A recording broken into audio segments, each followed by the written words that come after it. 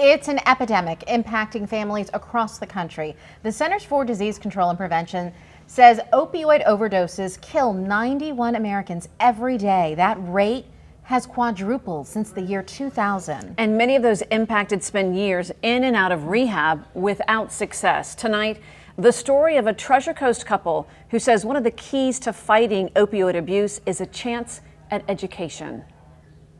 My life is amazing. It's a miracle that I am even sitting here. I'm a student and I'm a pretty good student. I'm working to become a registered nurse. I feel blessed every single day that I wake up. It's a new feeling for Jessie Ewing, who is nearly 3 years into recovery. I was on a mission for destruction at a really young age. I started at 17 and it didn't get really bad until I was in maybe my mid-20s. And your drug of choice? My drug of choice was heroin. Yep. After several failed attempts at rehab, Jessie's life took the turn she desperately needed when she met John and Erica Garwood. I had never seen two people conduct themselves with such class after all that they've been through. And I thought to myself, if they could get through what they went through, how could I not, right?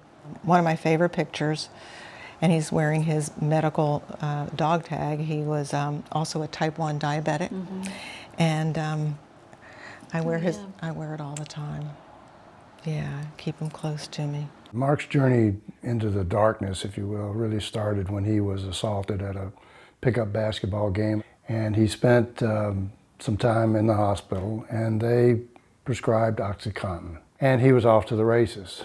And from that point on, he really started spiraling down. A 10-year battle with addiction that ended nearly 3 years ago. We lost him at age 24. We thought he was on the right path, and he thought he was on the right path, but what we've come to know about substance abuse is this is not a straight line to recovery. He had everything going for him. Everything going for him. Everything. He was just a great guy and just a great kid.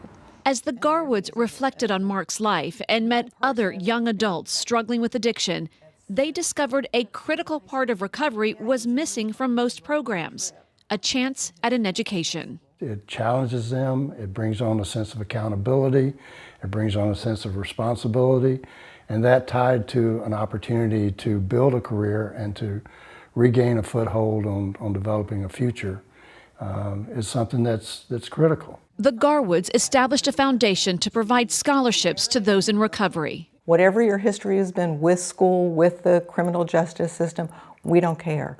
We care from this point forward. How can we help you live up to or fulfill a dream that you have? Over the last 2.5 years, we've got 9 very wonderful examples of how that journey through education is a solid way to maintain and build on sobriety. None of the money goes to the recipient. We pay the schools directly. They have to give us full access to all their records so that I can check online, make sure they're going to classes, they're doing what they're supposed to do, to pay. Here he is. Oh, so cute. Is that the cutest thing? Yes.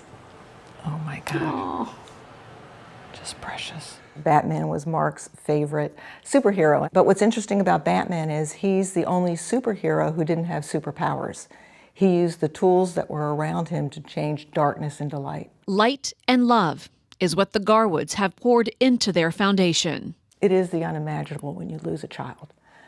And